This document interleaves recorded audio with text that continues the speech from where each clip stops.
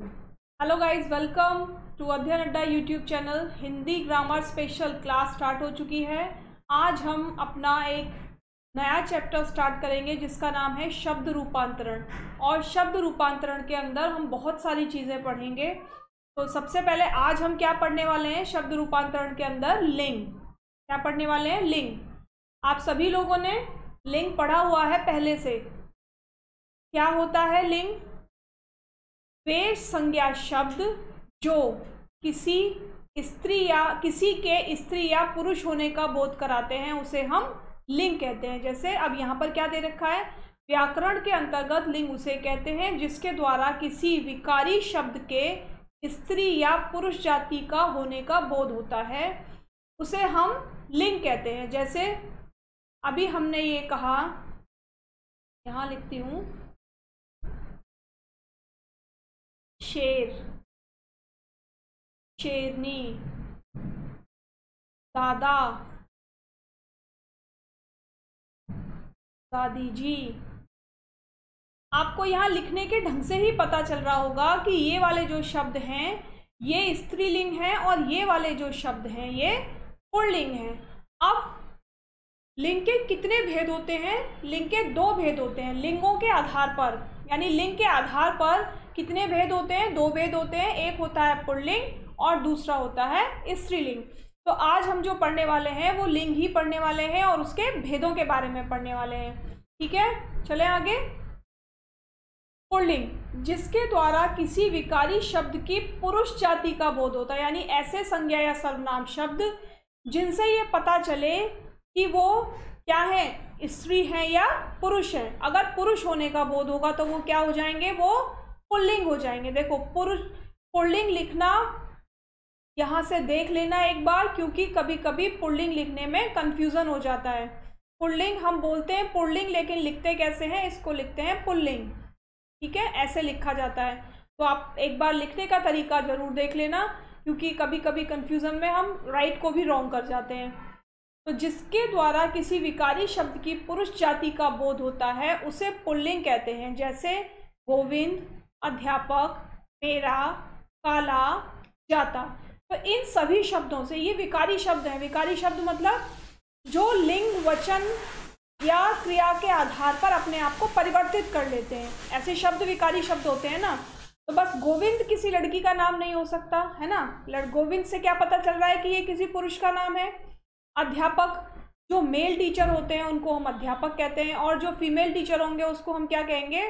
उनको हम कहते हैं अध्यापिका। ठीक है। मेरा, यानी अगर कोई पुल्लिंग बात करेगा अपनी किसी चीज के लिए तो क्या बोलेगा? ये मेरा है। और अगर स्त्रीलिंग के लिए बात करेंगे तो यहाँ पर क्या हो जाएगा? मेरी। ठीक है। काला का काली, जाता का जाति। ठीक है, तो पुल्लिंग समझ में आया। ऐसे शब्द जिनसे हमें ये पता चले कि ये पुरुष जाति के लिए हैं या पुरुष जाति के लिए इन्हें प्रयोग किया जाता है, उसको हम पुल्लिंग कहते हैं। आगे चलते हैं। स्त्रीलिंग, जिसके द्वारा किसी विकारी शब्द की स्त्री जाति का बोध होता है उसे स्त्रीलिंग कहते हैं। जैसे सीता, अध्यापिका, मेरी, काली, जाति। अभी पुल्लिंग में यहाँ पर हमने इन्हीं सब के पुल्लिंग शब्द देखे थे। अब ये यहाँ पर स्त्रीलिंग में उनका लिंग चेंज कर दिया गया। अध्यापक का अध्यापिका, मेरा का मेरी, काला का काली, जाता का जाति। और लिंग की पहचान कैसे करते हैं? लिंग की पहचान, लिंग की पहचान शब्दों के व्यवहार से होती है। यानी जब हम किसी शब्द को लिखते हैं, जैसे राधा, खाना,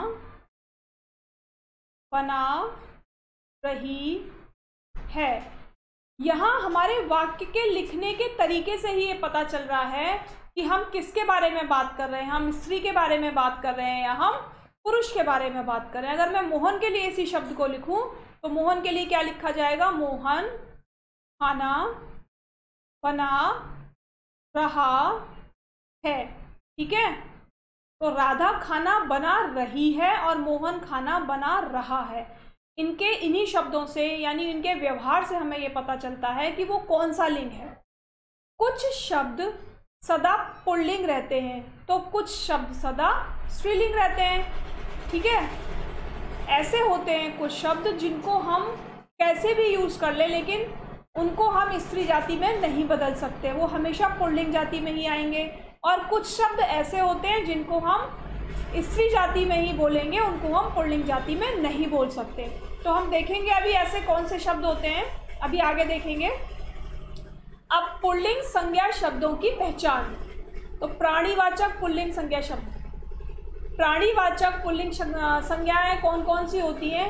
जितने भी प्राणी हैं, वो चाहे मनुष्य हो, चाहे कोई कहना चाहिए जानवर हो, या कोई कीड़ा हो, या कोई पक्षी हो, ये सब क्या हो जाते हैं? ये सब प्राणीवाचक में आते हैं। किस में आते हैं? ये सब प्राणीवाचक में आते हैं। तो सबसे पहले देखिए, पुरुष, आदमी, मनुष्य, लड़का, शेर, चीता, हाथी, कुत्ता, घोड़ा, बैल, बंदर, पशु, खरगोश, गेंडा, मेंढक, सांप, मच्छर, तोता, बाज, मोर, कबूतर, कौवा, उल्लू, खटमल, कछुआ। इसमें सारी चीज़ें आ गई ना, इसमें कीड़े मकोड़े भी आ गए, पेड़ों पे रहने वाले जानवर भी आ गए, ज़मीन पर रहने वाले जानवर भी आ गए, हम सभी मनुष्य भी इसी में शामिल हो गए। तो हम सब क्या हो जाएंगे? मिला के प्राणीवाचक हो जाएंगे। ठीक है, नेक्स्ट है अप्राणीवाचक पुल्लिंग संज्ञाएं। यानी अप्राणीवाचक मतलब जिनमें जान नहीं होती, जो चल नहीं सकते, जो कभी खाना नहीं खाते, उनको हम कहते हैं अप्राणीवाचक। यानी जिनमें जीवन नहीं होता, उनको हम अप्राणीवाचक बोलेंगे। तो वो कौन से संज्ञा शब्द हैं? जैसे पर्वतों के नाम, पर्वतों के नाम हमेशा पुल्लिंग में प्रयुक्त होते हैं। ये वो प्राणीवाचक पुल्लिंग संज्ञाएं हैं जिनको हम हमेशा पुल्लिंग में ही रखते हैं। इनको हम स्त्रीलिंग नहीं कह सकते कभी भी। इनको स्त्रीलिंग में हम ये नहीं कहेंगे हिमालय पर्वत बहुत ऊंची है, हम क्या कहेंगे? हिमालय पर्वत बहुत ऊंचा पर्वत है। ऐसे ही विंध्याचल पर्वत एक ऊंचा पहाड़ है, ऊंची पहाड़ नहीं बोलेंगे। अरावली के लिए भी, कैलाश के लिए भी, अल्पस के लिए भी क्या बोलेंगे? सबके लिए हम पुल्लिंग शब्द प्रयोग करेंगे। ठीक है, तो पर्वतों के नाम जितने भी होते हैं सब पुल्लिंग में आते हैं। नेक्स्ट होता है महीनों के नाम। भाई चाहे हिंदी में बोलो या अंग्रेजी में बोलो, दोनों महीनों के नाम क्या होते हैं? पुल्लिंग आते हैं। इंग्लिश में हम बोलते हैं जनवरी, फरवरी, मार्च। ठीक है, तो हिंदी में चैत, बैसाख, ज्येष्ठ, आषाढ़, श्रावण, भाद्रपद, आश्विन, कार्तिक, ये सब क्या होते हैं? ये हिंदी महीनों के नाम होते हैं। तो जो हिंदी महीनों के नाम हैं और जो अंग्रेजी महीनों के नाम हैं, वो सब भी कैसे हैं? वो सब अप्राणीवाचक पुल्लिंग संज्ञाएं हैं। नेक्स्ट आता है दिन या वारों के नाम। जैसे सोमवार, मंगलवार, बुधवार, गुरुवार, शुक्रवार, शनिवार, ये सब क्या होते हैं? ये सब भी पुल्लिंग में आते हैं हमेशा। अब आते हैं देशों के नाम। भारत, अमेरिका, चीन, रूस, फ्रांस, इंडोनेशिया, पाकिस्तान, रशिया, ये सब क्या हैं? ये सब हैं देशों के नाम। लेकिन एक चीज़ याद रखना है इसमें कि जो श्रीलंका है, श्रीलंका एक अपवाद है जिसको हम पुल्लिंग में कभी भी प्रयोग नहीं करते। श्रीलंका को हम किस में प्रयोग करते हैं? स्त्रीलिंग में प्रयोग करते हैं। ठीक है, किस में प्रयोग करते हैं श्रीलंका को? स्त्रीलिंग में। इसीलिए श्रीलंका इसका एक अपवाद है। अगर कोई कहे क्या सभी देशों के नाम अप्राणीवाचक पुल्लिंग संज्ञाएं हैं, तो आप बोलोगे नहीं, केवल श्रीलंका एक ऐसा भारत का नाम है, या सॉरी ऐसा देश का नाम है जिसको हम स्त्रीलिंग में प्रयोग करते हैं। ठीक है, अब आते हैं ग्रहों के नाम। ग्रहों के नाम, सभी ग्रहों के नाम और सूर्य और चंद्रमा के नाम, ये सभी क्या होते हैं? ये सब पुल्लिंग में होते हैं। लेकिन इसका अपवाद क्या है? इसका अपवाद है पृथ्वी। पृथ्वी को हम स्त्रीलिंग में यूज़ करते हैं। इसी तरीके से धातुओं के नाम, सारा धातु, जितनी भी धातुएं होती हैं उन सभी को हम पुल्लिंग में यूज़ करते हैं। जैसे सोना, तांबा, पीतल, लोहा, और क्या बोल सकते हैं, कांसा, ब्रॉन्ज, ये सब क्या होता है? ये सब पुल्लिंग में आते हैं। लेकिन इसका अपवाद क्या है? इसका अपवाद है चांदी। चांदी एक ऐसी धातु है जिसको हम स्त्रीलिंग में प्रयोग करते हैं। अब अधिकतर वृक्षों के नाम पुल्लिंग में आते हैं, अधिकतर वृक्षों के नाम पुल्लिंग में आते हैं, जैसे नीम, बरगद, बबूल, आम, पीपल, अशोक, देवदार, चीड़, साल, शीशम। और जो इमली है वो इसका अपवाद है, उसको हम किस में प्रयोग करते हैं, उसको हम स्त्रीलिंग में प्रयोग करते हैं। ठीक, अब आता है अनाजों के नाम। जितने भी अनाजों के नाम हैं, चावल, गेहूं, बाजरा, जौ, मक्का, ये सब क्या हैं, ये सब अनाजों के नाम हैं। लेकिन इनका भी एक अपवाद है, इनका अपवाद क्या है, ज्वार। तो ज्वार क्या है, ज्वार को हम स्त्रीलिंग में प्रयोग करते हैं, ज्वार को हम पुल्लिंग में प्रयोग नहीं करते। ठीक है, समझ में आ रहा है ना।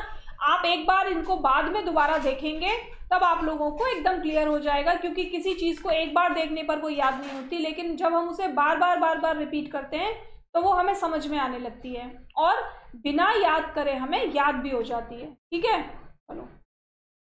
द्रव पदार्थों के नाम, जितने भी लिक्विड होते हैं जैसे तेल, घी, दूध, शरबत, मक्खन, पानी, ये सब क्या है, ये सब है पुल्लिंग। लेकिन लस्सी और चाय और एक कहना चाहिए कॉफ़ी, ये तीनों क्या है, ये तीनों स्त्रीलिंग है, तो ये इसके अपवाद हैं।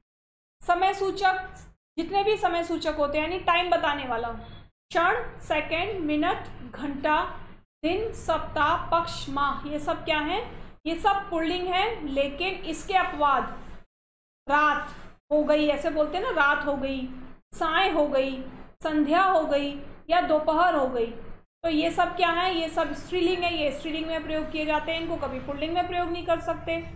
समझ में आया कि समय सूचक, तो जितने भी समय सूचक हैं जिनसे हमें टाइम का पता चलता है वो सब क्या होते हैं, वो पुल्लिंग होते हैं। लेकिन रात, साय, संध्या, दोपहर, हम ये नहीं कह सकते रात हो गया, साय हो गया, संध्या हो गया, दोपहर हो गया, ऐसे नहीं बोलते ना। तो इसीलिए ये सब क्या है, ये सब स्त्रीलिंग है और ये इसके अपवाद हैं। अब वर्णमाला के वर्ण, जितने भी स्वर होते हैं, कितने स्वर होते हैं, याद है किसी को कितने स्वर होते हैं, बताइए। वर्णमाला में कितने स्वर होते हैं, वर्णमाला में, हिंदी वर्णमाला में 11 स्वर होते हैं, प्लस उन 2 अयोगवाह को मिलाकर कितने हो जाते हैं, ये 13 हो जाते हैं। ठीक है, तथा क से हा तक सारे व्यंजन, क से हा तक सारे व्यंजन, ये सब क्या है, ये पुल्लिंग है। लेकिन इसमें अपवाद क्या है, छोटी से इमली, बड़ी से ईक और री से ऋषि, इसको हम किस में प्रयोग करते हैं, इसको हम स्त्रीलिंग में प्रयोग करते हैं। ई से इमली, इमली बहुत मीठी होती है, ईख बहुत लंबी होती है, और री से ऋषि, इसको भी हम किस में प्रयोग करते हैं, इसको हम स्त्रीलिंग में प्रयोग करते हैं। अब समुद्रों के नाम, जितने भी समुद्रों के नाम हैं, हिंद महासागर, प्रशांत महासागर और बाकी के तीनों महासागर जो भी हैं, सब यहाँ पर किस में आ जाते हैं, किस में आते हैं, ये सब आते हैं पुल्लिंग में। ठीक है, चलिए आगे। मूल्यवान पत्थर तथा रत्नों के नाम, जितने भी मूल्यवान पत्थर हैं या रत्न होते हैं वो सब पुल्लिंग में आते हैं, जैसे हीरा, पुखराज, नीलम, पन्ना, मोती, माणिक्य।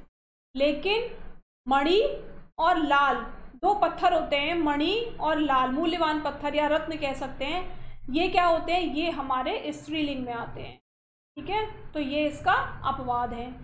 शरीर के अंगों के नाम, जितने भी हमारे शरीर के अंग हैं वो सब पुल्लिंग शब्द हैं, लेकिन गर्दन, जीभ और अंगुली, ये सब, ये तीनों क्या हैं, ये स्त्रीलिंग शब्द हैं।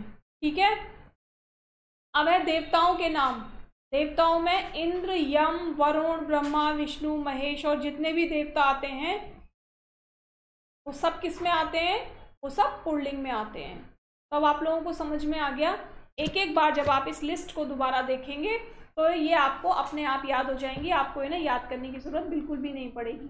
ठीक है, अब देखिए आगे, आपा, आव, आवा, अर, अ, नय, ईय, एरा, त्व, दान, पन, य, खाना वाला आदि प्रयुक्त युक्त शब्द, ये शब्द भी क्या होते हैं, ये सब शब्द भी सारे हमारे पुल्लिंग शब्द होते हैं। ठीक है, जैसे दर्शनीय और अनभिज्ञ, आर पार, ये सब कैसे शब्द होते हैं? ये सब हमारे पुल्लिंग शब्द होते हैं। किसी के आगे लग सकते हैं, किसी के पीछे लग सकते हैं, या प्रत्यय की तरह प्रयुक्त किए जाते हैं। इन शब्दों को प्रत्यय की तरह प्रयुक्त किया जाता है। कैसे? गौदान, यहाँ बोलते हैं ना गौ दान, कन्या दान। तो कन्यादान करती नहीं है, कन्यादान करते हैं, है ना। अपना, यहाँ देखिए अपनापन, अपनापन क्या है? पुल्लिंग शब्द है ना, दिख रहा है ना। अपनापन पुल्लिंग शब्द। इसी तरीके से किसी भी शब्द में जब आप ये प्रत्यय लगाएंगे तो वो कैसे शब्द बन जाएंगे? सारे शब्द पुल्लिंग बनेंगे। ठीक है। अब आता है यथा बुढ़ापा, चुनाव, पहनावा, सुनार, न्याय, दर्शन, पूजनीय, चचेरा, देवत्व, फूलदान, बचपन, सौंदर्य, डाक खाना, दूध वाला। ये जो शब्द थे इनसे बनने वाले ये शब्द हैं। ठीक है, इनसे बनने वाले ये कुछ शब्द यहाँ पर दिए हुए हैं। जैसे दान, बुढ़ापा, पा से बना बूढ़ा और पा। वो चुनाव, आव था ना, आव, तो चुनाव। पहनावा, आवा। सुनार, आर। ठीक है। न्याय, यो। दर्शन, न। पूजनीय, तो ई। ये सब इनके प्रत्यय निकल कर आ रहे हैं। चचेरा, एरा। देवत्व, स्व। फूलदान में दान, बचपन में पन, सौंदर्य, अर्य, डाक खाना, खाना, दूध वाला, वाला। देखिए यहाँ से हमें दो चीज़ें पता चल गई। क्या पता चली? एक तो हमसे कभी ये शब्द लिखवा लिए, लिख के दिए जाएं और ये पूछा जाए बताइए इनमें प्रत्यय क्या है, तो अब हम प्रत्यय आराम से निकाल देंगे। ठीक है, मैंने हर शब्द के प्रत्यय आपको बाहर निकाल कर रख दिए हैं। बुढ़ापा का आपा, चुनाव का आप, पहनावा का आवा, सुनार का आर। तो ये सब क्या है? ये सब इसके प्रत्यय हैं। तो मैंने प्रत्यय सभी के निकाल के बाहर रख दिए। तो अब आप लोगों को प्रत्यय निकालने में दिक्कत नहीं होगी। ऊपर सारे प्रत्यय दिए थे, नीचे उनसे रिलेटेड शब्द दिए हैं, जिनमें से हमने प्रत्यय निकाल कर अलग करके देख लिए। ठीक है, तो ये हमारे शब्द हो गए कुछ ऐसे जो अगर क्वेश्चन में हमसे पूछा जाएगा कि इनमें से प्रत्यय बताइए क्या है, तो हम आराम से बता सकते हैं। ठीक है। अब कुछ शब्द ऐसे होते हैं जिनका अंत ख से, ज से, न से और त्र से होता है। ऐसे शब्द कौन कौन से हैं? ख, ज, न, त्र, है ना। तो ये शब्द भी कैसे होते हैं? ये सारे शब्द पुल्लिंग शब्द होते हैं। कैसे शब्द होते हैं? ये सारे शब्द पुल्लिंग शब्द होते हैं। सुख, जलज, नयन, शस्त्र, ये सब क्या है? ये सब पुल्लिंग शब्द है। ठीक है। आज जितना मैंने बताया एक बार आप इसे रिवाइज जरूर करना, और अगर इस वीडियो में आपको कुछ भी इंटरेस्टिंग लगा हो या कुछ भी अच्छा लगा हो तो मुझे कमेंट बॉक्स में कमेंट करके ज़रूर बताना कि क्या इस वीडियो में आपको पसंद आया और क्या नहीं पसंद आया। ठीक है, आज के लिए केवल इतना ही। कल फिर मिलेंगे, तो कल तक के लिए बाय बाय।